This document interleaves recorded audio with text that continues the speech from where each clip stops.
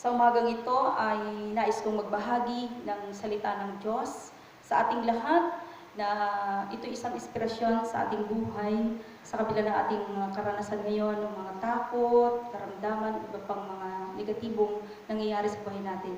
Pero ang Diyos, alam natin na siya lagi naririyan at laging nag-aalok ng tulong sa bawat isa.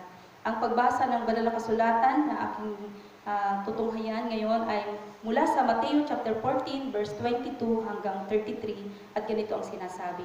Agad pinasakay ni Jesus sa bangka ang kanyang mga alagad at pinauna sa kabilang ibayo, samantalang pinauwi niya ang mga tao. Pagkaalis ng mga ito, umahon siya sa bundok upang manalangin. Nag-iisa siyang inabot doon ng gabi. Samantalang nasa laot noon ang bangka at sinasalpok ng alon, sapagkat pasalungat sa hangin. At ng madaling araw na sumunod sa kanya si Jesus at naglalakad sa ibabaw ng tubig. Kinilabutan sa takot ang mga alagad nang makita niyang lumalakad sa ibabaw ng tubig si Jesus. Multo! Sigaw nila. Ngunit agad siyang nagsalita at sinabi sa kanila, huwag kayong matakot, si Jesus ito. At nagsalita si Pedro. Panginoon, kung talagang kayo yan, paparayanin ninyo ako sa ibabaw ng tubig. Sumagot siya, halika. Kaya lumunsad si Pedro sa bangka at lumakad sa ibabaw ng tubig papalapit kay Jesus. Ngunit nang mapansin niya ang hangin, siya'y natakot at nagsimulang lumubog. Sagipin ninyo ako, Panginoon, sigaw niya. Agad siyang inabot ni Jesus. Napakaliit ng iyong pananalig, sabi niya kay Pedro. Bakit ka nag-alinlangan? Pagsakay nila sa bangka ay tumigil ang hangin at sinamba siya ng mga nasa bangka. Tunay na kayo ang anak ng Diyos, sabi nila. Purihin ang Diyos sa oras na ito at sa kanyang salita na ating matutunghayan ay may temang huwag magpadaig sa takot. Ngayon po ay third Sunday after Esther. Ibig sabihin, katatlong linggo makalipas ang pagkabuhay na muli ng ating Panginoon.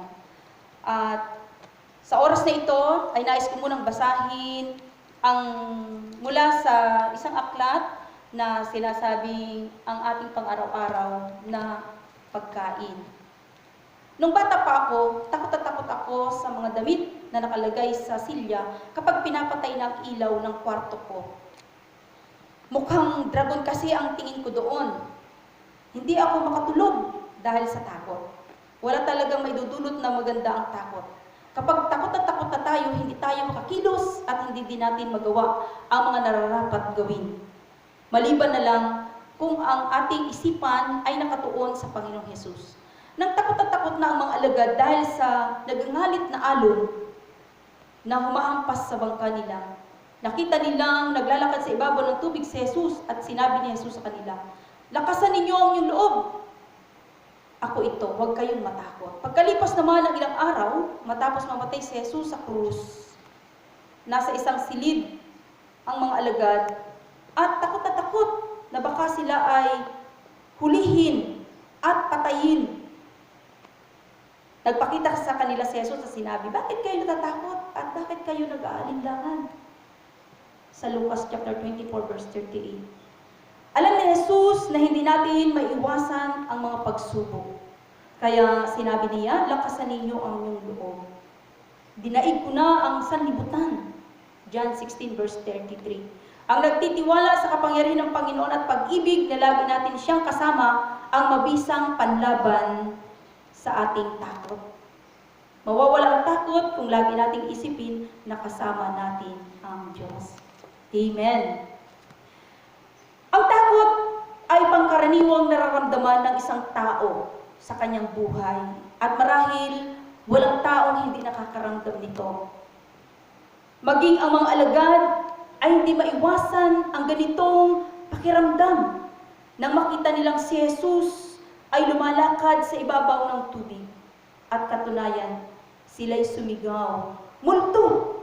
Sigaw na kung saan sila'y takot na takot sapagkat napagkamalan nilang multo ang ating Panginoong Hesus. Bakit kaya ito nangyari sa kanila? Hindi ba nila nababatid na si Jesus ay makapangyarihan at maaari niyang gawin ang anumang nais niya.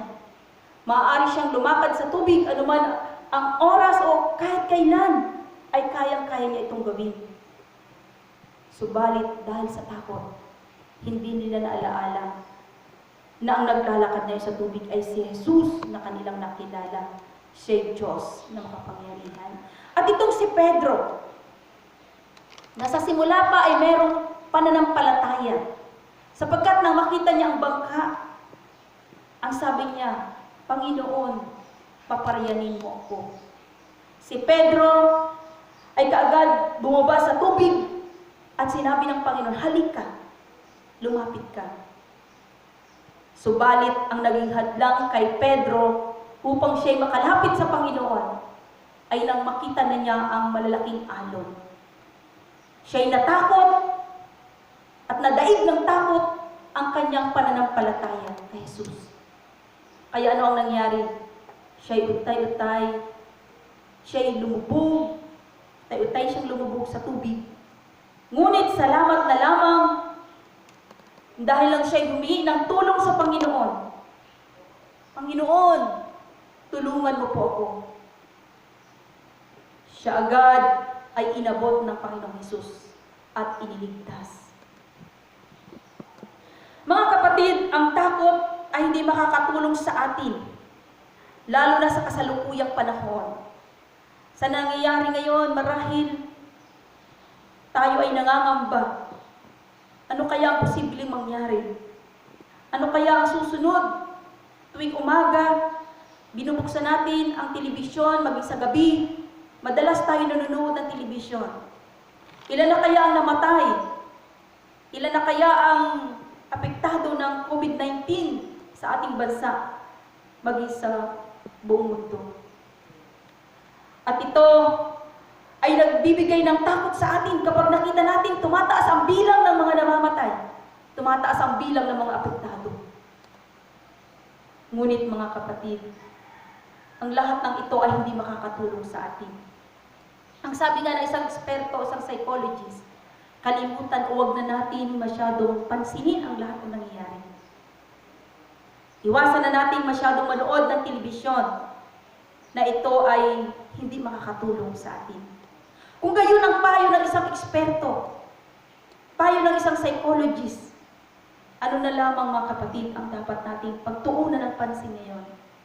Hindi ba't napakaganda ng ating pagtuunan ng pansin ngayon ay ang salita ng Diyos?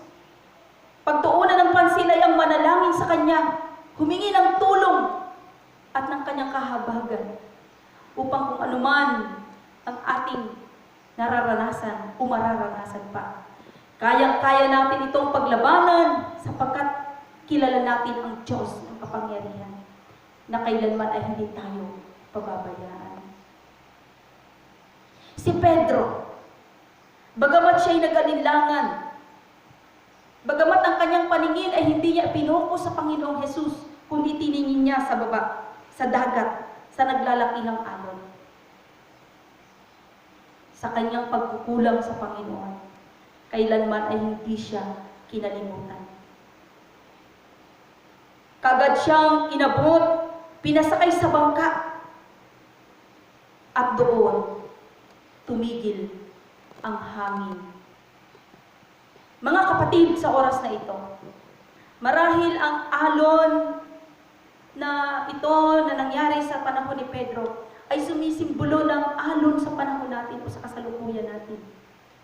Alon ng pagsubok, alon ng mga problema, karamdaman, kahirapan, kawalan. Ngunit kanino tayo dapat magtiwala? Kanino tayo dapat humingi ng tulong katulad ni Pedro? Panginoon, tulungan mo po ako. Sagipin mo ako sa kalagayan kong ito. At ang Panginoon kailanman ay hindi nagdalawang isip. Ang sabi niya, halika. Inabot ang kanyang kamay. At noon din ay nagkaroon si Pedro ng kaligtasan. Sa oras na ito, sa panahon ngayon, ang kailangan natin ay ang Panginoon. Ano man ang mangyari sa ating buhay, hindi natin alam kung ano mga susunod na mangyayari. Pero ang natitiyak natin sa ating puso, sa ating isip, ang Diyos ay laging naririyan. Siya ang nagbibigay lagi sa atin ng lakas. Ang sabi nga po sa Isaiah chapter 40 verse 31, ang mga kabataan ay nanghihina din. Ngunit ang nagtitiwala kay Yahweh ay nagpapanibagong sigla. Ang mga pakpak nila ay magiging katulad ng agila. Sila'y lalakad ng lalakad, hindi mapapagod, tatakbo ng tatakbo, ngunit hindi manghihina. Kung ganon ang magandang mangyayari sa isang tao na may tiwala kay Yahweh, magpapanibagong sigla. Ito ang kailangan natin ngayon, mga kapatid, ang magpanibagong sigla sa ating Panginoon. Kailangan lamang sa Kanya tayo kumapit, sa Kanya tayo magtiwala. Ang Kanyang pangako ay hindi nagbabago noon, ngayon at magpakailanman. Si Jesus ay noon, ngayon at magpakailanman, siya'y hindi nagkukulang. Ang sabi nga po sa Bilang 23 verse 19, ang Diyos ay hindi sinungaling tulad ng tao. Ang Kanyang sinabi ay Kanyang ginagawa at ang Kanyang pangako ay tinutupad niya. Ano ba ang pangako ng Panginoon sa atin? Bibigyan niya tayo ng kaligtasan, bibigyan niya tayo ng kapahingahan, kapayapaan. Lahat ay ibibigay niya. Sapagkat siya ay mabuting pastol. Siya ang Diyos na laging kumakalinga sa ating lahat. Kaya nga, katulad ni Pedro, tayo rin ay nangangailangan ng kalinga ng Panginoon. Sa Kanya lamang tayo humingi ng tulong.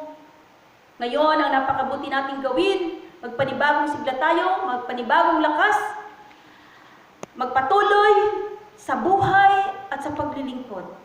Mga kapatid, kahit tayo ay hindi nakakadalo sa pananambahan o nagsasama-sama, may magagawa pa rin tayo para sa Panginoon. Sa ating mga tahanan, magbigay tayo ng panahon sa pagbabasa ng Kanyang salita, panahon sa pananalangin, panahon para sa pagpupuri.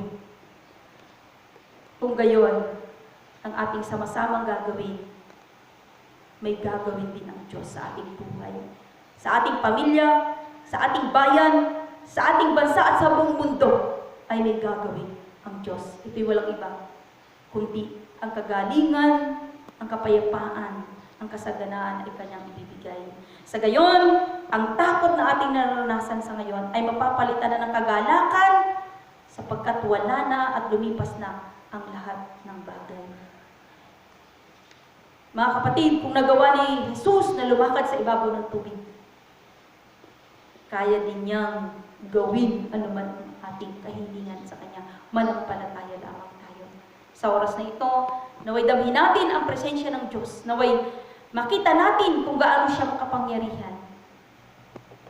Kung gaano niya nagawang lumakad sa ibabaw ng tubig na imposibleng gawin ng sino man. Ngunit nagawa niya. Walang imposible sa Diyos. Mahal tayo ng Diyos. Hindi niya tayo pababayaan. Kaya't kung ano man ang takot na ating nararamdaman, ipagkatiwala natin ito sa Kanya. Sapagkat siya yung Diyos na laging nagmamahal sa atin. Pagpalain tayo ng Panginoon sa ngalan ng Ama, Anak at Espiritu Santo. Amen.